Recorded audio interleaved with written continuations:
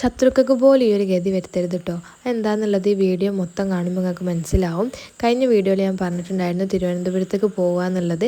അതിൻ്റെ ബാക്കി വീഡിയോ ആണ് കേട്ടത്. തിരുവനന്തപുരത്ത് എത്തി അന്ന് അവിടെ സ്റ്റേ ചെയ്ത് പിറ്റേന്ന് രാവിലെയാണ് ഞങ്ങൾ കറങ്ങാൻ വേണ്ടിയിട്ട് ഇറങ്ങിയിട്ടുണ്ടായിരുന്നത്. ഓട്ടോയിലാണ് പോണത്. ആദ്യം പോയത് സൂവിലേക്കായിരുന്നു കേട്ടോ. അതിന് മുമ്പ് സെക്രട്ടേറിയറ്റൊക്കെ പോയിട്ടുണ്ടായിരുന്നു, പക്ഷേ അതൊന്നും വീഡിയോ എടുത്തിട്ടുണ്ടായിരുന്നില്ല. സൂവിലേക്ക് പോയി. നല്ല രസമാണ് കേട്ടോ അവിടെ കാണാൻ. കുറേ കാണാനുണ്ട്. നടന്നാലും തീരില്ല. ഏക്കർ കണക്കിന് സ്ഥലത്താണ് ഈ ഒരു സൂ ഉള്ളത്. ഞങ്ങൾ മെയിനായിട്ട് തിരുവനന്തപുരത്തേക്ക് വന്നത് കോവളം ബീച്ചിലേക്കാണ് കേട്ടോ. എൻ്റെ മാപ്പിളക്കും ഉപ്പക്കും കോവളം കാണാൻ വേണ്ടിയിട്ട് ഭയങ്കര പൂതി. റീൽസൊക്കെ കണ്ടിട്ട് പ്രത്യേകിച്ച് മദാമനെ കാണാൻ കേട്ടോ. അപ്പോൾ പൂതി അവിടെ തീർത്തു കൊടുക്കാൻ തന്നെ ഞങ്ങൾ ഒറ്റ മൈൻഡിൽ തിരുവനന്തപുരത്തേക്ക് ഇറങ്ങിയതാണ്. അപ്പോൾ 2-3 സ്ഥലത്തൊക്കെ വിസിറ്റ് ചെയ്തിട്ട് ഒരു വൈകുന്നേരം ആകുമ്പോൾ കോവളത്തേക്ക് പോകാമെന്നുള്ളൊരു പ്ലാനിങ് ആയിരുന്നു ഉണ്ടായിരുന്നത്.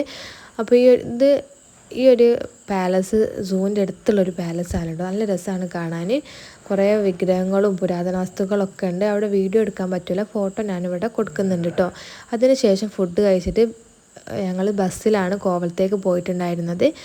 അവിടുന്ന് അടുത്തുള്ളൊരു ഷോപ്പിൽ നിന്ന് ഡ്രസ്സൊക്കെ വാങ്ങിയിട്ടുണ്ടായിരുന്നു കേട്ടോ. കാരണം മാതാമൻ ഇമ്പ്രസ് ചെയ്യിപ്പിക്കണമെങ്കിൽ ഡ്രസ്സൊക്കെ നല്ല വേണമല്ലോ.